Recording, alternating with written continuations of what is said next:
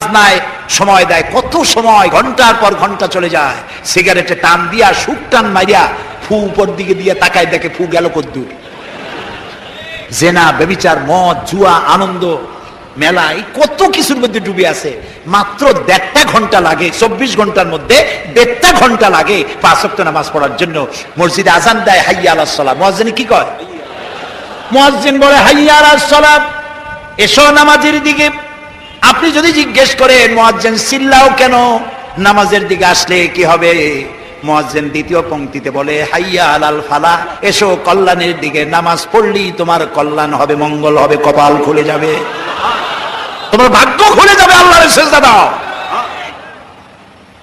সমস্ত নবী ইন্তেকালের সময় সব নবীরা উম্মতের জন্য নামাজের কথা বলে গিয়েছেন। প্রিয় ভাই, সব যত ইবাদত আমরা করি, রোজা করি, যাকাত দেই, হজ করি, এ সব আল্লাহ দুনিয়ায় দিয়েছেন। নামাজের এত বড় গুরুত্ব যে আল্লাহ রাব্বুল আলামিন এই নামাজকে আল্লাহ তার নবীকে আরশে আজিমে ডেকে নিয়ে নামাজ উপহার দিয়েছেন। গুরুত্ব কি কম না বেশি? কয় ওয়াক্ত দিয়েছিলেন আল্লাহ মনে আছে? 50 ওয়াক্ত। মুসা আলাইহিস সালামের সাথে দেখা হলো, তিনি জিজ্ঞেস করলেন ইয়া রাসূলুল্লাহ, আল্লাহ আপনারে কি দিল উপহার? তিনি বললেন আমারে আল্লাহ 50 ওয়াক্ত নামাজ দিছে। রাসূলুল্লাহ হযরত মুসা আলাইহিস সালাম বললেন আপনার উম্মতে 50 ওয়াক্ত নামাজ পড়তে পারবে না, খুব কষ্ট হবে, আপনি আল্লাহরে কোন যেন কমায় দেয়। তিনি গেলেন, আল্লাহ তাআলা 10 ওয়াক্ত কমায় দিলেন। আবার আসলেন, আবার মুসা আলাইহিস সালাম একই কথা বললেন, আবার গেলেন, কমাইতে কমাইতে 5। মুসা আলাইহিস সালাম বললেন এই 5 ওয়াক্ত হয়তো পারবেন না, আপনি আরো কমান। রাসূলুল্লাহ বললেন মুসা আলাইহিস সালামকে যে আমার পক্ষে আর সম্ভব না, আল্লাহ আমারে দিতে চায় আর আপনি খালি কোন কমান। আমার এখন শরম করে আল্লাহর কাছে, আমি কেমনে কই যে আরো কমান। রাসূলুল্লাহর এই মনোভাব আল্লাহ বুঝতে পারলেন। আল্লাহ রাব্বুল আলামিন বলেন আমার নবী, আমি তো 50 ওয়াক্তই দিয়েছিলাম, আপনার কনসেশনের দাবিতে আমি কমাতে কমাতে 5 ওয়াক্তই দিয়ে দিলাম, কিন্তু আমি তো বলেছি 50 ওয়াক্তের কথা। আমার যে মুমিন বান্দা 5 ওয়াক্ত নামাজ সঠিকভাবে আদায় করবে, আমি রব্বুল আলামিন 50 ওয়াক্তের সওয়াব দিয়ে দেব। তো যে ব্যক্তি 5 ওয়াক্ত নামাজ পড়লো, সে গেইন করলো কত ওয়াক্ত? জোরে বলেন। 5 ওয়াক্ত যে আদায় করলো 50 ওয়াক্ত গেইন করলো, আর যে 5 ওয়াক্ত আদায় করলো না 50 ওয়াক্ত লস করলো। এবার বলেন ভাইরা, শয়তান আল্লাহর হুকুম নষ্ট করছিল কয়টা? বলেন। মাত্র একটি হুকুম লঙ্ঘন করেছিল শয়তান, নাম ছিল ইবলিস। হয়ে গেল কি? শয়তান। কন্যা কি হইল? জম্মের মতো শয়তান হয়ে গেল একটা হুকুম লঙ্ঘন করে। এবার বলেন তো 5 ওয়াক্ত নামাজের মধ্যে আল্লাহর হুকুম কয়টা? কি কয়? 5টা। 5 ওয়াক্ত নামাজে আল্লাহর হুকুম 17টা। বলেন না কয়টা? শয়তানের সারা জীবন একটা হুকুম লঙ্ঘন করেছে। আর যে মুসলমান নামধারী দৈনিক 5 ওয়াক্ত নামাজ নষ্ট করে, সে আল্লাহর 17টা হুকুম লঙ্ঘন করে প্রতিদিন। শয়তান তাকে দূরের থেকে সেলুট মারে, বাবা তুমি আমার বাপ না, তুমি আমার দাদা। কারণ একটা হুকুম লঙ্ঘন করে আমি হচ্ছি শয়তান, আর তুমি দৈনিক 17টা হুকুম ভাঙবো আল্লাহ, তোমার উপরে তো গজব হবে।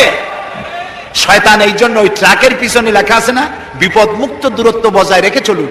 শয়তান ও বেনামাজি থেকে বিপদ মুক্ত দূরত্ব বজায় রেখে চলে। কোন ফাঁকে ওর গপরে গজব হয় সে ভয়তে শয়তান তার থেকে দূরে থাকে। শয়তানের চাইতেও নিকৃষ্ট যে মুসলমান নামাজ পড়ে না। মুসলমান ভাইরা, হযরত লোকমান তার সন্তানকে ছোট্ট অবস্থায় বলতেছেন, বাবা ও আমার কলিজার টুকরা, নামাজ ছেড়ে দিও না। সুবহানাল্লাহ। আজকে বাড়ি যাইয়া বউরে, ছেলের মেয়েরে নামাজের কথা বলবেন? বলবেন নামাজের কথা? আল্লাহর নবী ইন্তেকাল করবেন, তার 5 দিন আগে প্রচন্ড জ্বর হলো রাসূলুল্লাহ। এই প্রচন্ড জ্বরে তিনি কখনো হুঁশে আসেন, কখনো বেহুশ হয়ে যান। যেদিন ইন্তেকাল করবেন সেদিন তিনি মসজিদে নববীতে প্রবেশ করলেন, মেম্বরের উপরে দাঁড়িয়ে বললেন, আল্লাহ রাব্বুল আলামিন এই পৃথিবীতে তার এক বান্দাকে জাগতিক সব সম্পদ দিতে চেয়েছিলেন, কিন্তু তিনি সমস্ত সম্পদকে উপেক্ষা করে আল্লাহর সঙ্গে দিদার করা পছন্দ করেছেন। কেউ কিছু বুঝলো না। হযরত আবু বকর কাঁদতে থাকলেন। লোকেরা মনে করলো তিনি এত কাঁদেন কেন, রাসূল কার না কার কথা বলেছেন। কিন্তু জ্ঞানবৃদ্ধ বয়োবৃদ্ধ হযরত আবু বকর বুঝতে পেরেছেন তামাম পৃথিবীর সব সম্পদ আল্লাহ তো তার রাসূলকেই দিতে চেয়েছিলেন। নবীজি সবগুলিকে উপেক্ষা করে আল্লাহর সঙ্গে দিদার করা পছন্দ করেছেন। তার মানে হলো অল্প সময়ের ভিতরে, অল্প দিনের ভিতরে তিনি আমাদেরকে এতিম করে শোক সাগরে ভাসিয়ে চলে যাবেন। যেদিন ইন্তেকাল করবেন ওই রাতে ইশার নামাজের সময় অনেকক্ষণ অপেক্ষা করলো সাহাবায়ে কেরাম। রাসূলুল্লাহ যেতে পারেন নাই, তিনি বেহুশ ছিলেন। কিছুক্ষণ পরে রসুলের যখন হুশ এলো, তিনি প্রশ্ন করলেন, আয়েশা, মসজিদে নববীতে এখন কি হচ্ছে? তিনি বললেন, লোকেরা আপনার অপেক্ষা করে আপনাকে না পাইয়া আমার বাবার ইমামতিতে সাহাবীরা নামাজ পড়তেছেন, কিন্তু সাহাবীরা সবাই কাঁদতেছি। তাদের সবাই ধারণা রাসূলুল্লাহ যায় নামাজে কেউতে পর্যন্ত দাঁড়াতে পারে নাই। আর যখন রসুল নাই, আবু বকর এসে দাঁড়িয়েছেন, বোঝা গেল রসুলের পেছনে নামাজ পড়া আমাদের কিসমতে আর হবে না। আল্লাহর নবী বলেন, আয়েশা রে, মসজিদে নববীর দিকের একটা দরজা খুলে দাও, আমি একটু নামাজের দৃশ্য দেখতে চাই। দরজা খুলে দেওয়া হলো। রাসূলুল্লাহ হযরত আয়েশার কাঁধের উপরে ভর করে মসজিদে নববীর নামাজের দৃশ্য দেখে আবার শুয়ে পড়লেন। হযরত আয়েশা লক্ষ্য করে দেখেন নবীজির চোখের কোনা বেয়ে পানি টপ টপ করে পড়ছে। হযরত আয়েশা প্রশ্ন করলেন, ইয়া রাসূলুল্লাহ, নামাজের দৃশ্য দেখে কাঁদেন কেন? নবীজি বললেন, আয়েশা, জানো না, এটা কোনো দুঃখের কান্না নয়, এটা আমার তৃপ্তির পানি, আমার সুখের কান্না।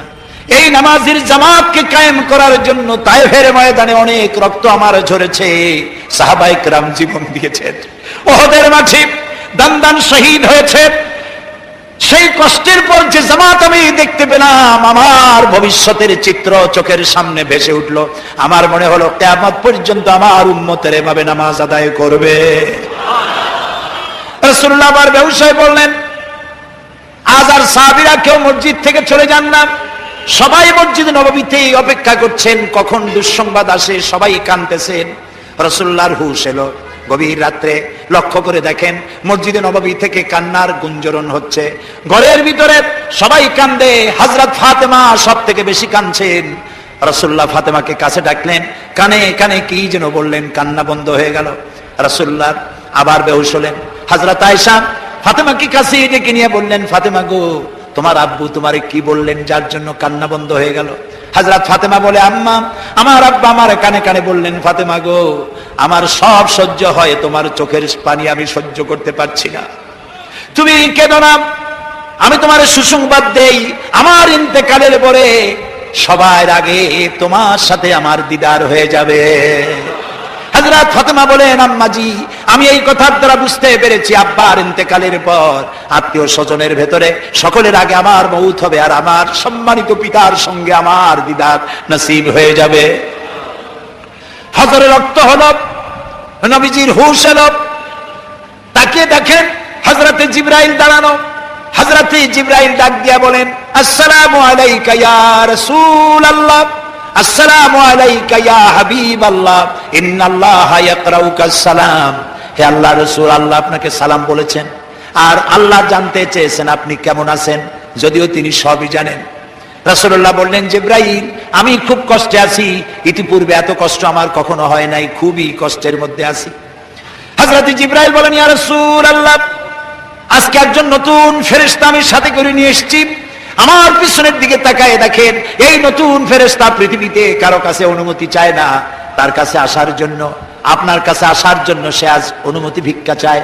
তার নাম হযরতে মালাকুল মউত। হযরতে মালাকুল মউত বলেন, ইয়া রাসূলুল্লাহ, আমাকে আল্লাহ পাঠাবার সময় বলে দিয়েছেন আমি যেন আপনার কাছে অনুমতি চাই। আপনার জান কবজের জন্য পৃথিবীতে কারো জান কবজের জন্য অনুমতির প্রয়োজন হয় নাই, আর কোনোদিন হবেও না, আপনাকে অনুমতি নিতে বলা হয়েছে। রাসূলুল্লাহ বললেন, মালাকুল মউত, আমি যদি অনুমতি না দেই কি হবে? মালাকুল মউত বলছেন, আমাকে ফিরে যাওয়ার জন্য নির্দেশ করা হয়েছে।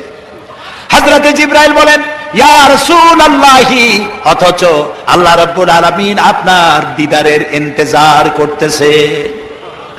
রাসূলুল্লাহ বললেন, মালাকুল মউত, তুমি তোমার ডিউটি পালন করো, জান কবজ শুরু করে দিতে পারো। হযরতে মালাকুল মউত রাসূলের কাছে এসে জান কবজ শুরু করে দিল। আল্লাহর নবী আজ বিদায় হয়ে যাবেন। বিদায়ের শেষ মুহূর্তে মুখে উচ্চারণ করলেন, আসসালাত আসসালাত ওয়া মা মালাকাত আইমানুকুম, ও আমার উম্মতেরা, নামাজ নামাজ নামাজ ছেড়ে দিও না। ইন্তেকালের সময় মেয়ের কথা, নাতির কথা, জামাইয়ের কথা, কারো কথা মনে পড়লো না। ইন্তেকালের সময় শেষ কথা নবীজি উচ্চারণ করলেন, নামাজ, নামাজ, আমার উম্মতেরা নামাজ ছেড়ে দিও না। আজ এই পল্টনের ময়দানের এই বিশাল জনতাকে উদ্দেশ্য করে বলি, তোমার আমার যে রাসূলের সুপারিশ ছাড়া কিয়ামতে নাজাত হবে না। কোন নবী সুপারিশ করতে পারবে না, সবাই বলবে নাফসি নাফসি। কেবলমাত্র রাসূলুল্লাহ যেদিন উম্মতের জন্য কাঁদবেন, সুপারিশ করবেন, সেই নবীর হুকুম, আল্লাহর হুকুম অমান্য করে যারা নামাজ ছেড়ে দেয়, দুনিয়াও বরবাদ হবে, কিয়ামতেও বরবাদ হবে। আজ আমরা আল্লাহর কাছে ওয়াদা করব, নামাজ আর জীবনে ছেড়ে দেব না। এই ওয়াদা কি করা যাবে? করতে পারবেন? শুধুমাত্র যারা ওয়াদা করতে পারবে তারা